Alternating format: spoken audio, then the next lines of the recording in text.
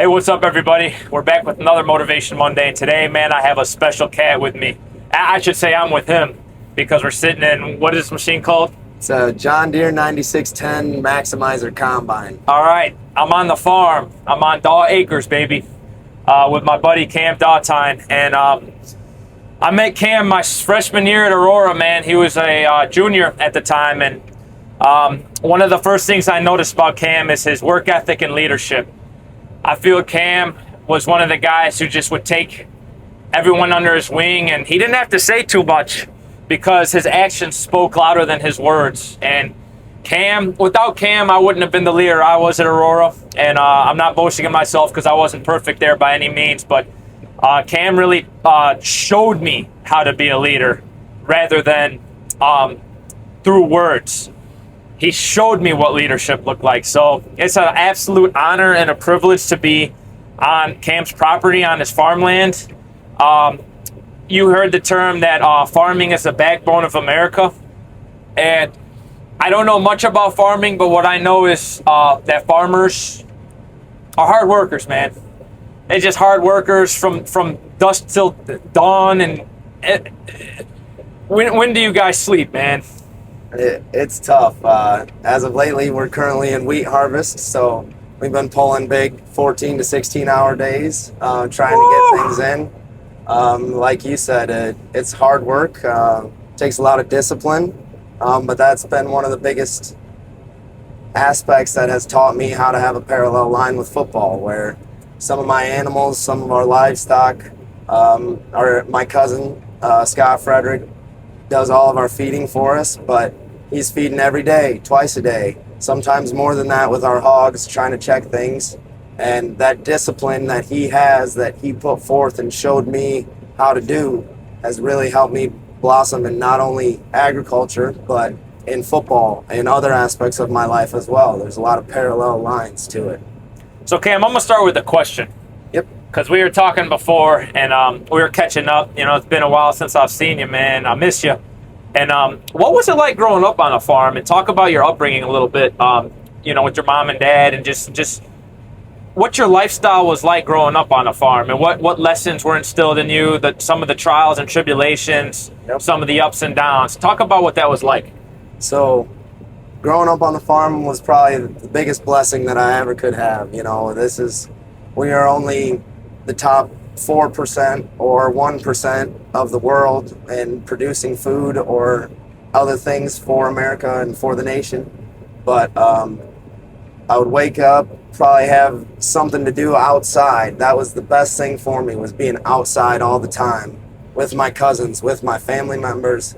And then I learned real quick at a young age that farming is also one of the most dangerous jobs in the world. It's probably, I think, fourth or fifth on the list of things that could kill you, because if you were to turn the camera around right now and see this head, you would see a bunch of different spinning mechanisms, knives going back and forth, augers and PTOs spinning at 1,500 reps per minute, little things like that, and it's constantly going.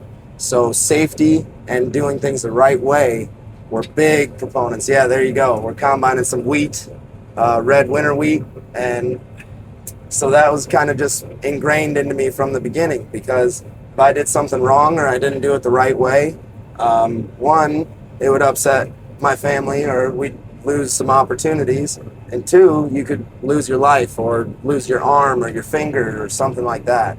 So just being disciplined and doing things the right way from a very, very young age helped me get that upper hand, I would say, growing up on the farm. What age did you start working on machinery like this? Like, did it go in like steps? Because I feel like sometimes we baby kids too much and we hold them back. Yeah. I think a lot of times they're more capable than we believe. So how old were you when you started doing like stuff like this, such as operating this large machinery, or a lot of the tough manual labor? Yeah, so that's really funny. I actually was the youngest of four siblings, and I started farming younger than anybody else. And my other cousin, Bryce Frederick, he is 2 years younger than me, but one of the things that he did and I both did at a very young age was starting to mow the lawn. So it was like very much so progression. we started probably when we were like, he started racing dirt bikes when he was 3 or 4, and I started mowing the lawn probably when I was 5 or 6, and mostly because I weighed enough, to help the seat sensor to keep the engine running, keep things running. But then by the time I was 7, I remember riding in my dad's lap, raking hay and raking straw in the summertime. I finally got my own dirt bike. I remember being able to ride with my cousin Scott in the feed truck and him letting me shift gears as a 7 and 8-year-old boy. So then by the time that I was 10, 11, 12, my cousin Bryce and I were working full-time during the summer on the farm and helping out my other cousins, Scott and his father, Brent, and then my father as well. So we've been like that my entire life. And then when I turned 16, 14 was probably about the time that they let us drive tractors and do a little bit more. But by the time I was 16 and I got my license, then my dad trusted in me to drive a truck and trailer and operate a little bit more. But it wasn't until probably after college that I really got the opportunity to become a big time operator and operate these combines, tractors, chisel plows, semi trucks, whatever it is that we have on the farm. I can now operate it and help maintain it. So. What year did you start playing football? How old were you? Did you play like Pee Wee or did you? My mom didn't allow me to play flag football or Pop Warner, so it wasn't until I was 12 in the 6th grade playing football. Junior tackle was my first year. And boy, were those rough years. Those were very rough. I never really had the success. That was one of the main reasons why I wanted to play football in college as well, because I believed that I was capable of more, but I never really had an opportunity to showcase it.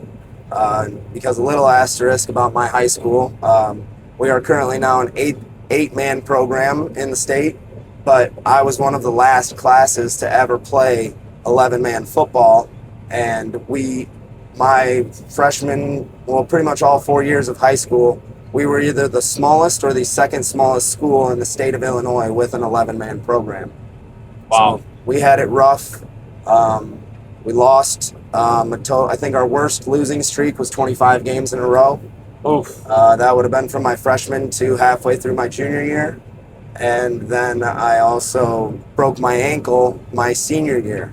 So I really didn't have much of a high school career, to say the least.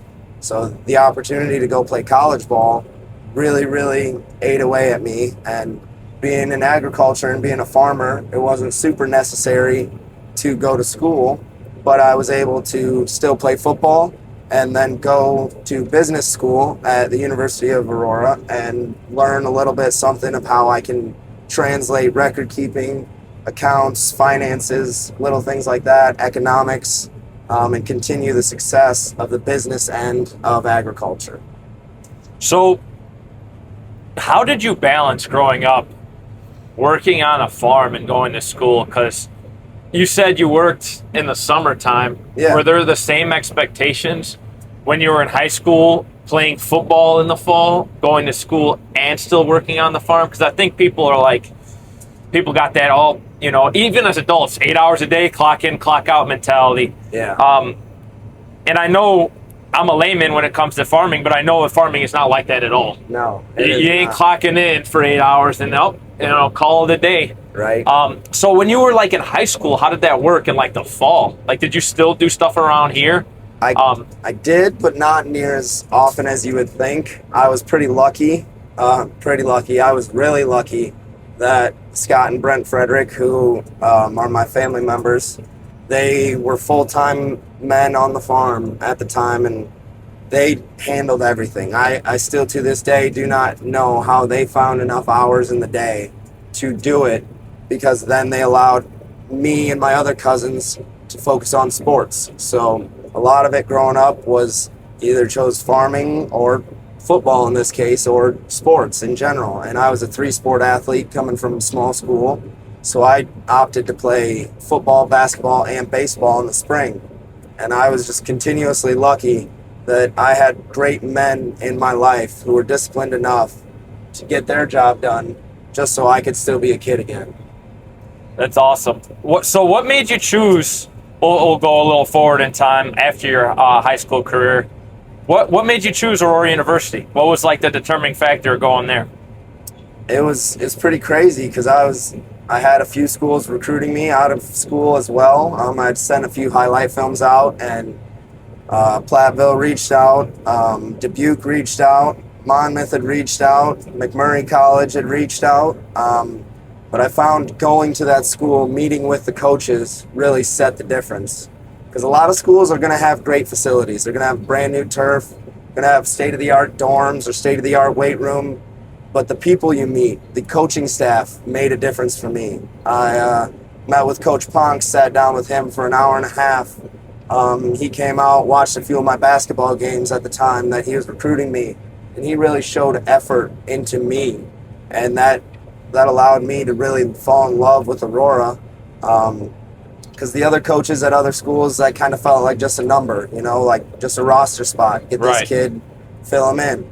But Aurora was really different, and it worked out better because Coach Ponks did far and beyond anything that I could ever ask for as a motivational leader.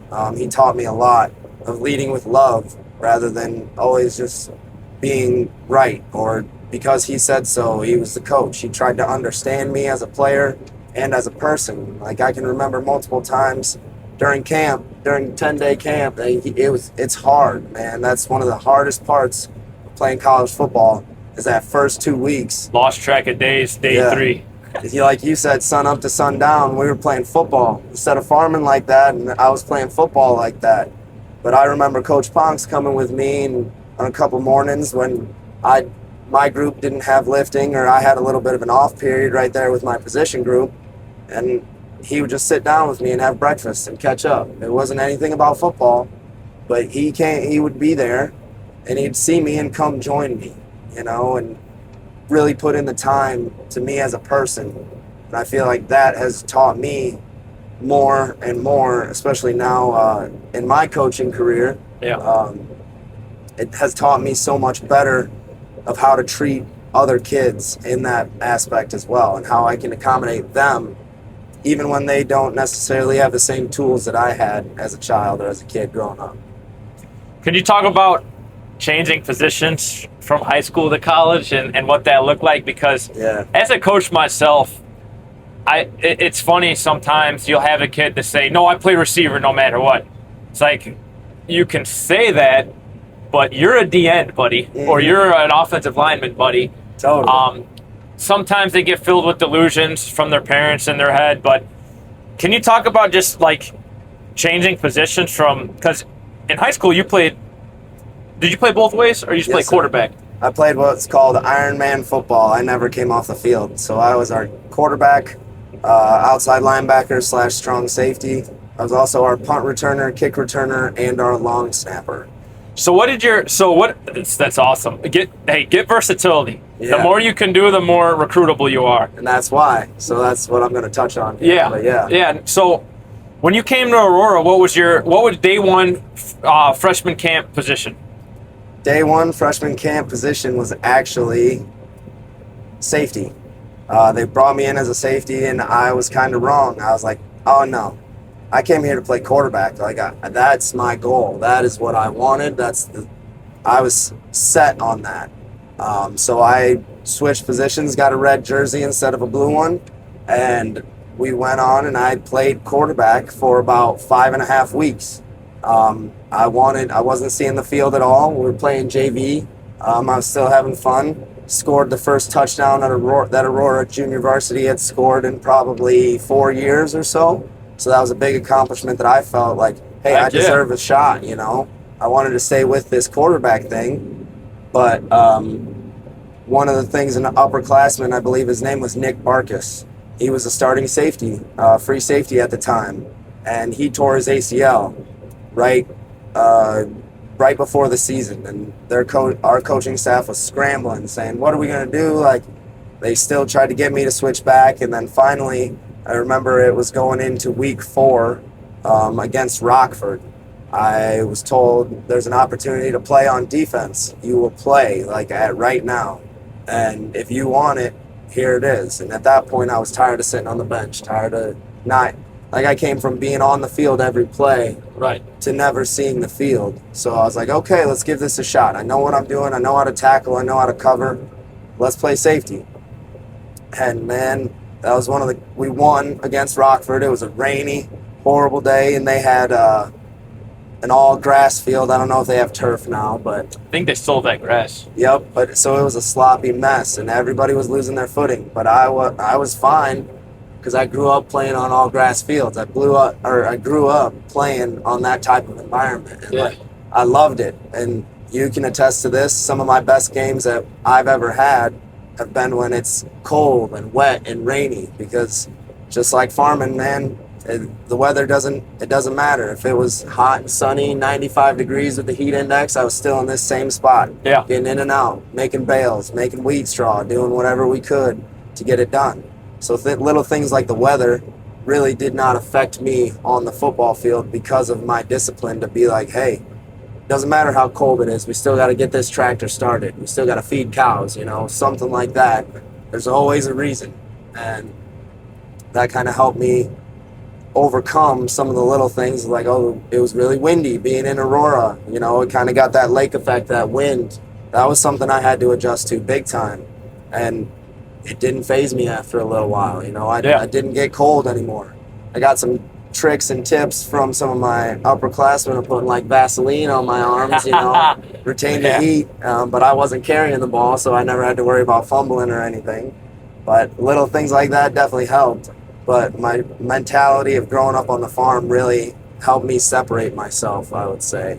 But that can be a parallel line to anybody in the workforce, anybody in blue collar, anything like that, where military families. A lot of my buddies, if they're not farmers, they're military families. Right. So that holds a special place in my heart, for people that come from that background and have to go through those long hours or those long times of like, hey, my dad's overseas right now or my mom's overseas right now. It's very similar to my dad constantly being gone in the field. 6 a.m. he's out in the field. 10 p.m. is when he gets in the door. Wow. Usually on an early night in the fall.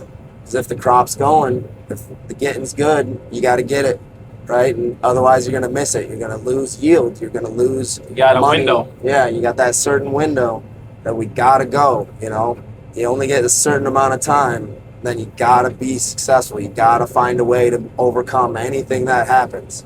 Because we have breakdowns, we have things go wrong left and right, and you cannot predict that in the slightest. But if you're going to be someone who gets upset really easy, who screams or freaks out and gets really, really mad, you'll be able to do it and still do this job, but you're only going to add stress. You're only going to change your outcome as a perspective of how successful you were because you let one little thing dictate the rest of your day, That's a good lesson for life, I think. And what I'm getting from you is farming and football have a lot of carryovers. Yes, sir. Just in terms of attitude and mentality. You switched positions again, before I came in. You were 2 years my senior. So you played sophomore year, you played free safety? Yes, sir. And then let's talk about your junior year, my freshman year, because I've always known you as the linebacker, Cam Daughtine. I didn't even know you as, and until I got the stories, I didn't know you as QB Cam Daughtine or corner Cam Daughtine or even safety Cam Daughtine. Yeah. I knew you as Will Cam Daughtine. Yeah. So what was that like?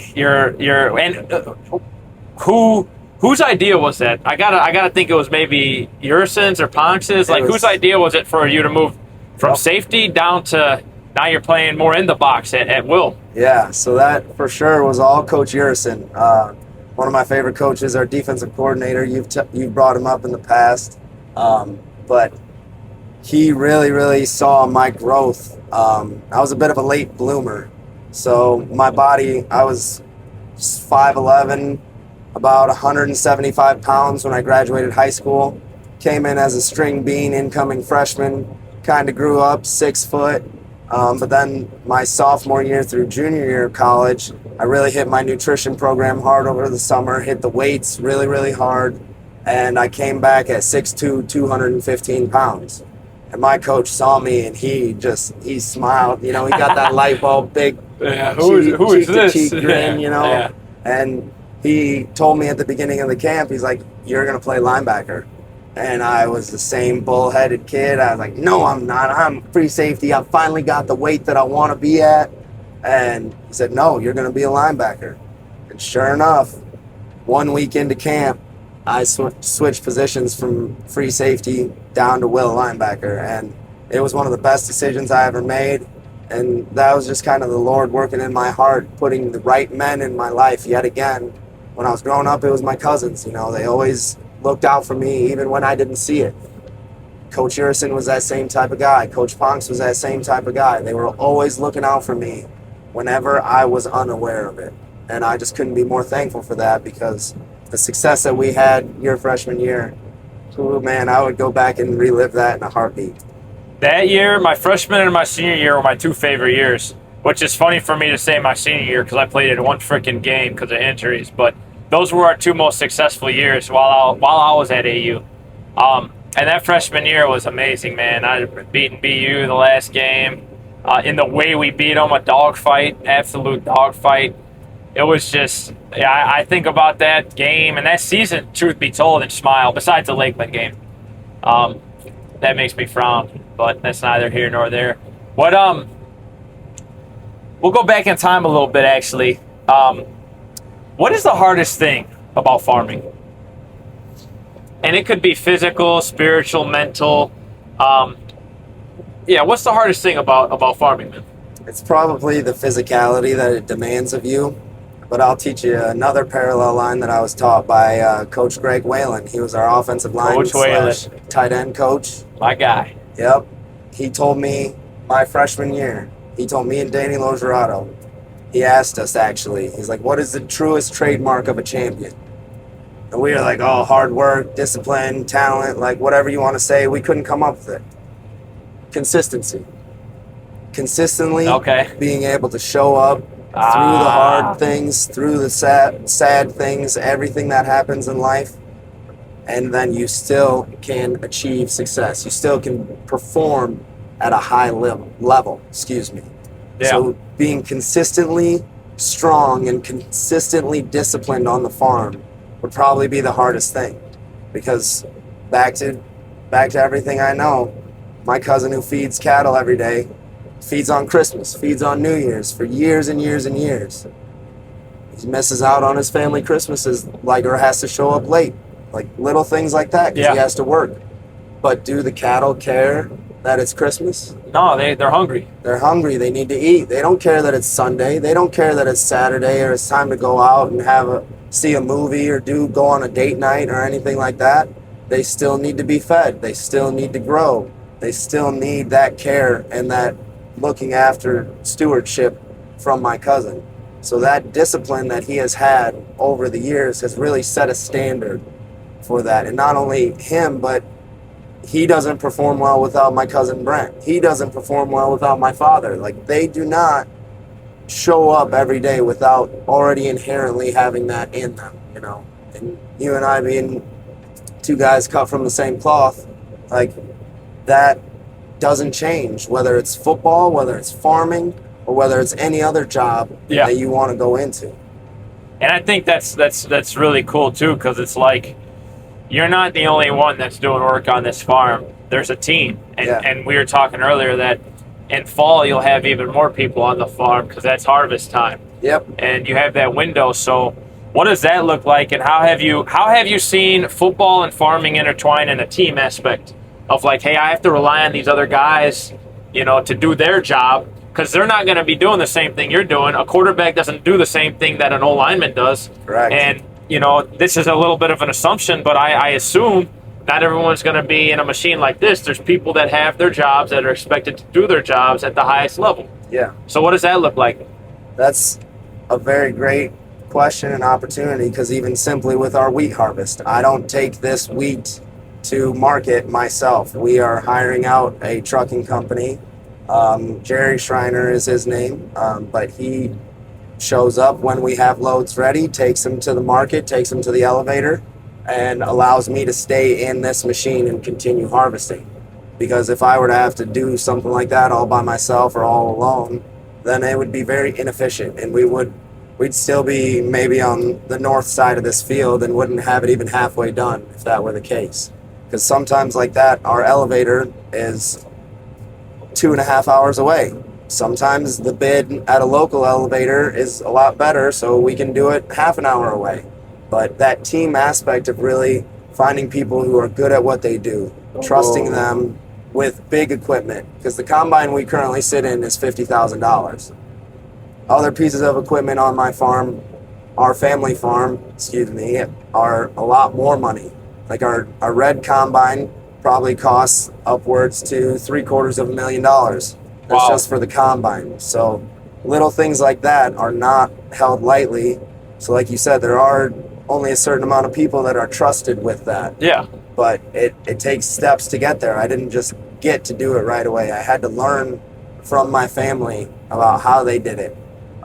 One of my favorite sayings that I have on the farm, I grew up in a very church-oriented family. WWJD, what would Jesus do, obviously. Yeah. But I kind of put a twist on it, like WWBD, what would Brent do? Because he is my cousin. He's essentially like an uncle that showed me the ropes, taught me everything that I know about maintenance, about doing little things right. Then WWSD, what would Scott do? You know, he's the one who taught me about livestock, about how to deal with their temperament, about how to work and move around them, just like you would be working and moving around people.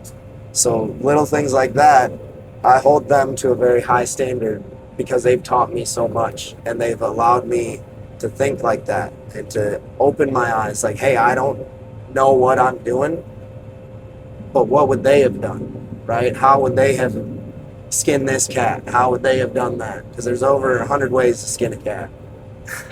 Well, it's funny you say that, bro. And while you were talking, I was thinking about even this podcast I'm doing. I can only reach so many people. So even the way people speak, the way you're speaking, you bring something that I don't have. So I could go on this podcast alone every week, but that wouldn't do people good because I have a limit to what people I can reach. But when I bring other people on here from different backgrounds, the people that, I mean, dude, you're my first farmer. Like that's sweet. I freaking love that. That's awesome, dude. I've had people on here, do some prison time. I've had people on here that are just getting into coaching. I had one of my former players on here that's into coaching. Like, I want to cast a wide net with these like Motivation Mondays and what they've become, because I understand, like, dude, as you're talking, I'm learning. I'm like, that's a really good point. That's a really good point. So these are just as much for me as they are for other people. And I want to kind of go back into, let's see. Oh, here's a question. We're on the topic of farming. This is a question that I thought about because I'm a layman when it comes to this. Didn't even know what the machine that we're on was called. They're all tractors to me, Suburbanite. What's one of the biggest misconceptions that a lot of people have about farming that you kind of, from experience, could just nip in the butt right now? One thing I'd really love to touch on is that we don't care, or we don't take care of our animals or the environment. Where I was always taught and raised that to be a steward of the land, to be a helping hand. And livestock, we touched on this a little bit earlier. Livestock don't grow unless they're in a healthy, safe environment. So therefore, I don't make money if they don't grow. Our wheat does not come up out of the ground if there is nothing good, no nutrients, no organic material. If we don't focus on that and that work from the ground up of how to grow good crops, have good nutrition, have safe, healthy environments, and then keep cortisol levels low in these animals as well, then I'm essentially going to lose money in the end game of being a producer, being a farmer. So that was the biggest thing that is a big misconception, like, oh, I must have abused my animals or something when I went to Aurora, and I would get frustrated with it because not a lot of people knew about that. People were saying that at Aurora? Or they just didn't know. They thought the way that farming was killing the environment, or like, oh, cow farts kill the environment. Like, no, they don't. We're actually more of one of the carbon negative farms on here because of the amount of manure I put back into the environment, because of the amount of carbon dioxide that my corn can absorb. Actually, corn plants can absorb, I think, 4 times more carbon dioxide than a tree can. And don't quote me on that. I could be wrong. I'm trying to just spitball here with it. That's why the air feels so fresh out here. Yeah, smells good too. It does smell good. I think, yeah, because I can see people at Aurora saying that, but to give you some encouragement, I think it's often the people that know the least about stuff are often the loudest. Yeah. And people fall for propaganda nowadays way too easily. And when I found myself falling for like propaganda, it's a lot of people do in college and high school. You just got to take a step back and realize, like, actually, I know nothing about this, and the person trying to tell me this also knows nothing about this. Yeah. So why in the heck am I even listening? Let me go to someone who actually knows what they're talking about. Yep. And get their perspective on it. Someone, I trust, because, yeah, dude, yeah, people will say all sorts of crazy things. Yeah, cow farts, yeah, the world's going to end, the global warming, this, that, and the third. And I'm just like, okay, but what do you actually know about this stuff that you're spewing right now? Like, yeah, it cracks me up, and it rubs me the wrong way sometimes, to be honest, when people just speak with so much confidence, but you're full of it, dude. Yeah. People, and I train athletes, and people talk about stuff all the time, and I'm just like, and it could be people that played pro sports, and I'm just like, what are you telling this athlete for? Yeah. Go stretch over there. It's not a stretching thing. Their hips are weak. Like, no. Yep. It's a strength thing. It's a strength thing. It has nothing to do. Yeah, go stretch in the corner over there. Your hips. No, you got to strengthen hips. So I think that's like that in every profession. So, and what the Lord has taught me is humility with stuff I don't understand. And I'm like a child now with wanting to learn. Yeah. Like, dude, when I found out we were going to film in this, I've seen them on the road. I'm like, you're telling me I get to ride in this today? Yeah. I'm like a little kid, dude. I'm like, this is awesome. Right. And FYI, it's gonna get a little loud in here. There's some beeping. I gotta unload some wheat. We're almost full. If you can see the window behind me, this is our grain tank. So where the wheat collects, and we're pulled up here to the grain cart, and we're gonna get empty. Let's see it. Let's see it. No, these $30 Amazon mics are pretty good. You might catch a little bit of a beep, but yep. Look at that. This for you, America. Red winter wheat. Red winter wheat. And what does this wheat go into?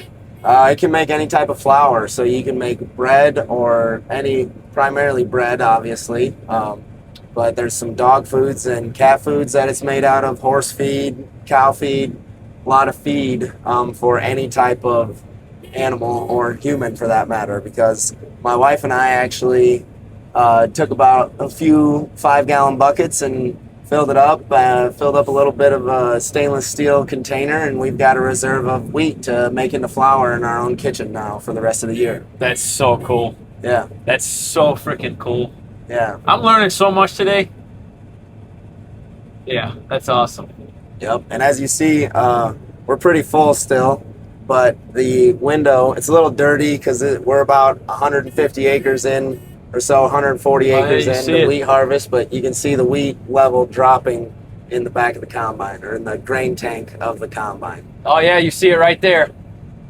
Now you see it good on the camera. Yes, sir. That's why I got this iPhone 17. Shout out my boy Justin at Apple hooking it up for me. Appreciate you, bro. Good. I was filming on an 11. It looked like I was filming on a potato. So, man, that's really cool, Cam. Let's go back to. So we talked earlier. What's the hardest thing you had to deal with in your life? And you probably know where I'm going with this. We're gonna get deep. We get deep on these because part of my mission is to expose truth and authenticity. And it could be the poorest person in the world, the wealthiest, the person that doesn't have a family, the person that thinks they have everything or from the outside has everything. But as human beings, we all go through things that are traumatic, that cause depression, that cause anxiety, things that are rough, things that no child, no adult should have to deal with. So what's one of the hardest things you've had to overcome in your life? I was pretty blessed growing up. I had a lot of good family and things that supported me, but it would have been the summer between my high school senior year and then my freshman year at Aurora. I had already committed to Aurora. I was already well set on going there, but one of my cousins lost his battle with alcoholism and addiction, and he took his own life. It was pretty intense, but one of the things that was so bad for me personally, obviously it was a terrible situation for my family, but he was one of my big, he would talk with me after every game. We weren't good, but he cared. He cared more than a lot of people did. He always was there. And just the fact that he lost some things, he lost his ability to see the love that we had for him, was just terrible. And the fact that my mother was very close with him, she babysat him a lot, looked after him in other ways, and that really just kind of tore her up. And I had never seen her like that before. And so in turn, that really messed me up. And so I didn't even want to go to college. I didn't even want to go away to school because I didn't want to leave the farm. I knew what I wanted to do with my career. I knew I didn't need to go to school. But she pushed me through that. She helped me try it for the first 6 months. She said, try it. Just see what it's like. You never know what doors, what opportunities are going to come about. And I'm so thankful that I did, because I met some wonderful people. I met some of my best friends. I met my wife at school. But I never would have, if it would have just been me as a young high school kid making that decision, I would have stopped playing football at that point. I had broken my ankle my senior year, missed like 6 games, but he was there every time talking with me, and that just really knocked me down to a point where, like, what do I want out of this? What am I even doing here, you know? Yeah. And we had, in the first 2 weeks, we had a little bit of the thing called Spartan Manual, and some guys enjoyed it, some guys didn't like it, some guys like me kind of found, I was skeptical at first, but it definitely helped me find that brotherhood, you know, find those friends on the football team. And football led me to that. Like, yes, you could find those friends in any aspect of your life, but if you're not looking hard, you might miss them, you know? You might miss that opportunity to grow. And being so vulnerable with my teammates really helped me just stay together with them. Like Cody Lane, Cody Patchett, Tyler Bloom, guys like that really just helped me grow. And not to mention the upperclassmen like Austin Snodgrass, Pat DeVries, Darren Harms, guys that had gone to Aurora really showed me the ropes. Mario LaBanca really took me under their wing as somebody that could be, they always saw the better in me, kind of like my cousin did. He was from a successful football program back in Milledgeville, my hometown, back in the day when he was in high school. I didn't have that luxury. We went on a 25-game losing streak. We were the second smallest school, or the smallest school with a football team in the whole state. So I never had that luxury. So I had this hunger in me, you know, to go out and prove myself, to prove that I was a good football player. And when that happened, I really, my freshman year leading into it, it really just kind of shook my world up. I knew what I wanted to do, and I was dead set on it. And that was kind of why I came in as a quarterback. I wanted to prove to everybody that, yeah, I was a small school quarterback. We didn't do a whole lot of passing, but I could still compete and still be successful, you know. And I couldn't have been more wrong in that state, too, because obviously, as we mentioned earlier, I changed positions pretty quick. Thank God you did, because my goodness, what a career. Yeah. What a playing career, man. And I think it's important, too, because we relate to that. I mean, on my side of the family, there's a lot of alcoholism, My dad's dad died of cirrhosis of the liver, drank himself to death essentially. And I'm not perfect by any means. I stayed away from alcohol a lot in high school, based off of fear, to be honest with you. In college, I drank a little bit, but I never drank to like taste it because I don't have that impulse control. If I drank, I was getting hammered. I actually remember a funny story. I don't know if you remember this, but I almost got in a fight that you kind of broke up. Yes, I do. Your senior year? In my front yard. Yeah. And so that's how I would get when I drink. So, like, I knew nothing good was coming out of this.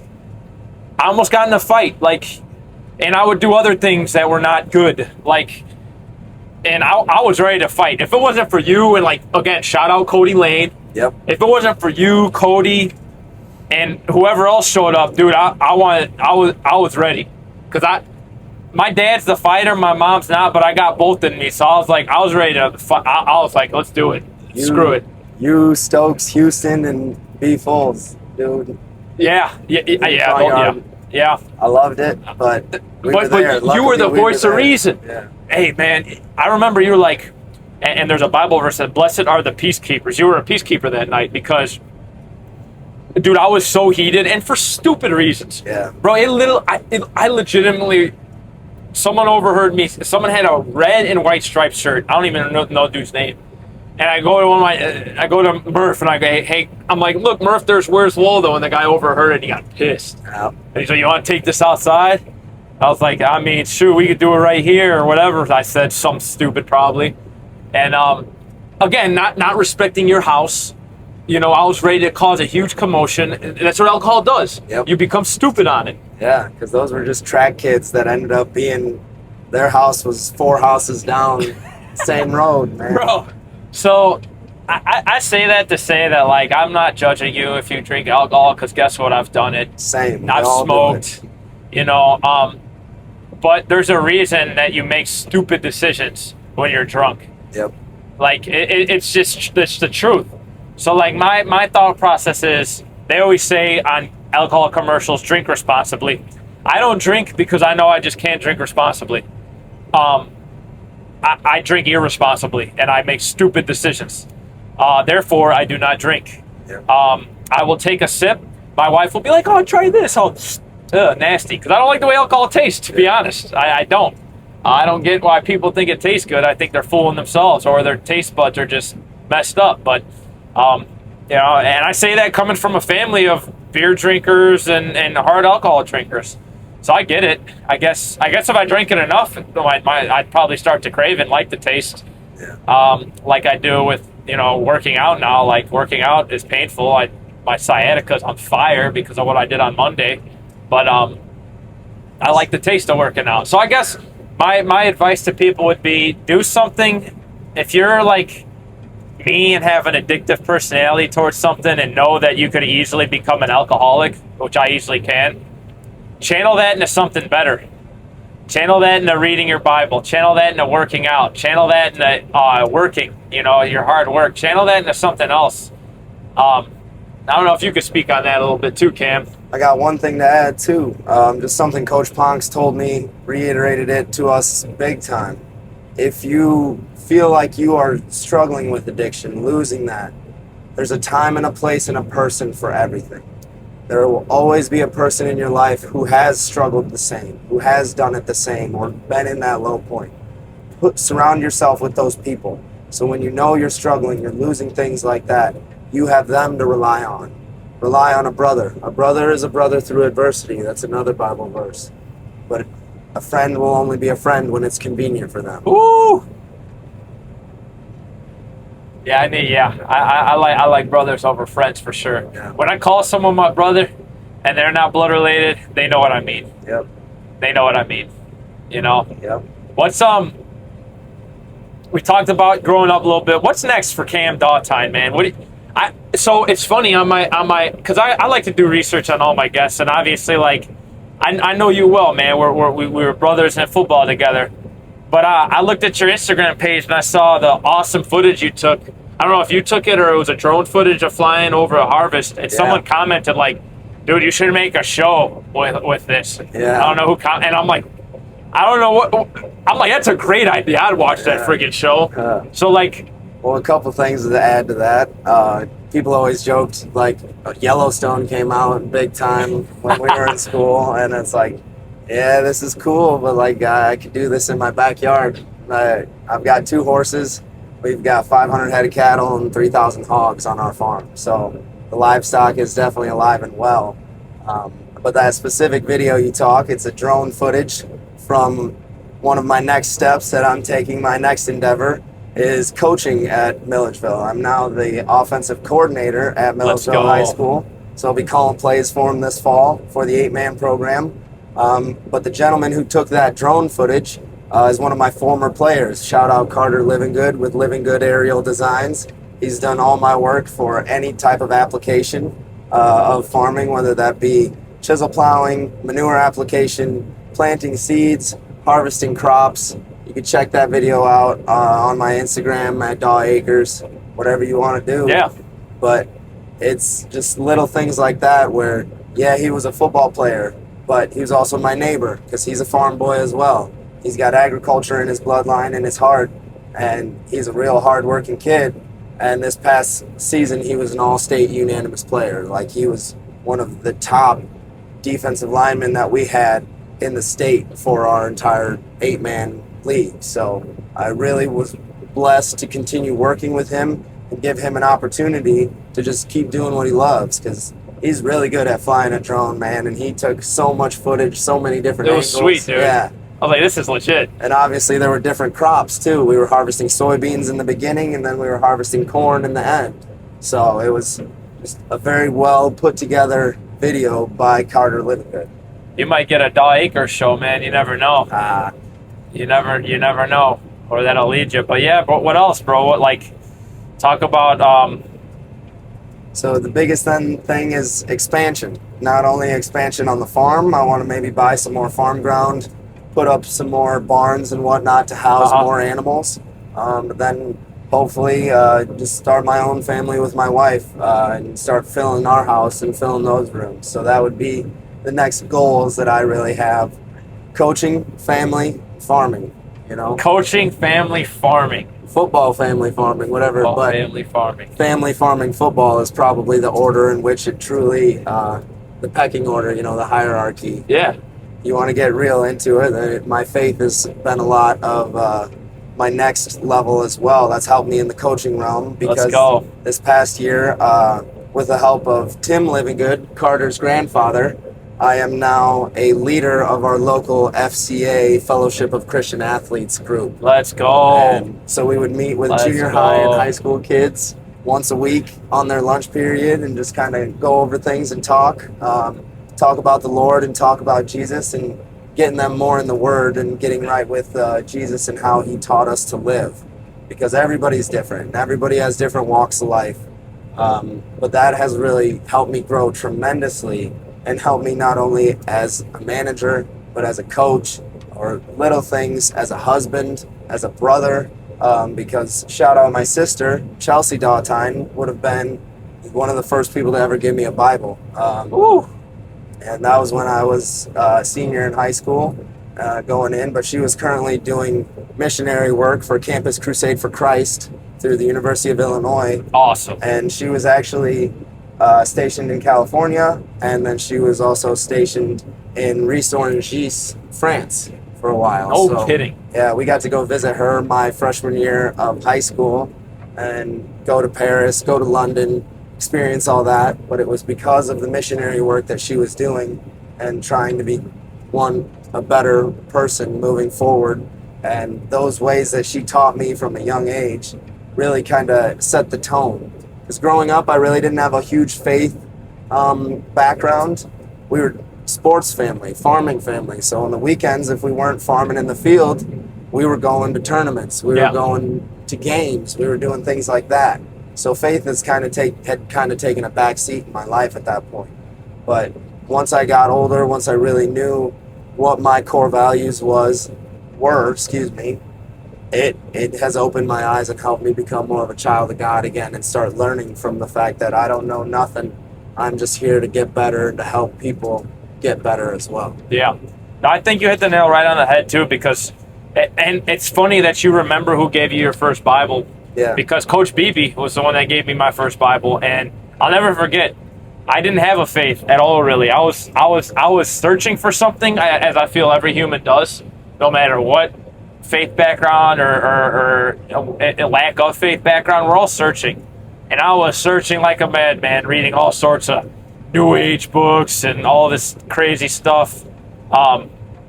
And I remember Coach Beebe, he's like, hey, he came in, he took over after Ponch's regime. I had him for 1 year, and I loved both of my coaching staffs. And Coach Beebe was like, hey, you're a team captain, Connor. I want you to come to Bible study. And I'll never forget, the first thing I wanted to do was lie to him. Yeah. And say, no, I have class then. And this is what he said before I could even say that. I was getting the lie ready. I already checked your class schedule. I know you got nothing going on. You're going. And I was like, what? That's the Lord working in your favor. I was like, he did that research, looked at my class schedule, and like, I was getting ready to, no, Coach, you know what? I got class. I'm sorry. I didn't have class. It was going to be a bold-faced lie. And then he gave me my first Bible, and my walk with the Lord has grown, and I've been learning a lot, and applying what I read in the Word of God to my life practically, and learning the spiritual, innuendo, the aspects of the book, of the good book, and really realizing that God's principles work, just like he says they will in his Word. It's a very practical book as well, along with, it being about who Jesus is, but I started doing what it says and realizing, wow, God, it worked exactly like you said it would. Yeah. A soft answer sure as heck turned away that wrath that person was about to give on me. So yeah, bro, before I wrap us up, man, is there anything last you'd like to say to wrap us up? Yep. Any final message? I have one thing to say. My favorite Bible verse probably of all time kind of touches on and piggybacks off of what you just said. But Proverbs 27:17, as iron sharpens iron, so one man sharpens another. That's a good one. But something I tell my football players in the weight room and on the football field is, what is iron before it's thrown into the fire? Right? Ooh. Before it's forged, before it's beat down, molded, shaped into something that can be a blade, that can then sharpen something else, or that can cut something else. You have to be broken down. You have to be molded. You have to be taken into a different shape, put on a different shape or a different form to be more like Jesus before you can then become a weapon on the football field, in your marriage, in your life, or in anybody else's life, whether you're looking for a brother or not. So that is just one of my favorite Bible verses of all time. A little bit of an expansion of my interpretation of it, my testimony. No, that's good. So, that's good. Yeah, because iron could be... Iron's a strong metal, so you have to use heat and beat the crap out of it to make a sword. Yeah. You can have a big slab of iron, and it's not useless, but there's no sword I see there. No. That's a rectangle of metal. Yeah. You got to beat it down, heat it, keep beating on it with other iron, and then you form a sword. I freaking love that. Yeah. And I never looked at it like that before. It's like iron sharpens iron. Yeah, that's cool, but hey, that iron was a different shape before, and you beat the snot out of it to make it what it is, to make it that long sword that, people, one of my favorite movies growing up, still till this day, is Braveheart, when he takes the long sword out. That iron sword was, it didn't just become a sword by accident. It could have been 3 different swords before it was made into that long blade, Yeah, so those 3 blades put together to make that long sword. So you don't become that weapon without finding a brother or finding someone else to sharpen your blade with. Yeah, it takes action. It takes getting beat down.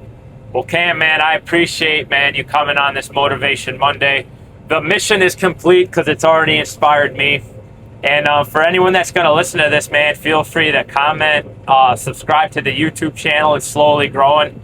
I'm not about numbers. I'm about impact. So if this resonated with you, feel free to leave a comment. I will get back to you, seeing as not too many people comment on these yet. So, I can't promise if it does blow up that I can get to every comment, but for now, I absolutely will. One thing I will want to add, too, is if you find yourself struggling with addiction or anything, any problems, even if it's just like being able to go up and get the motivation to go to work.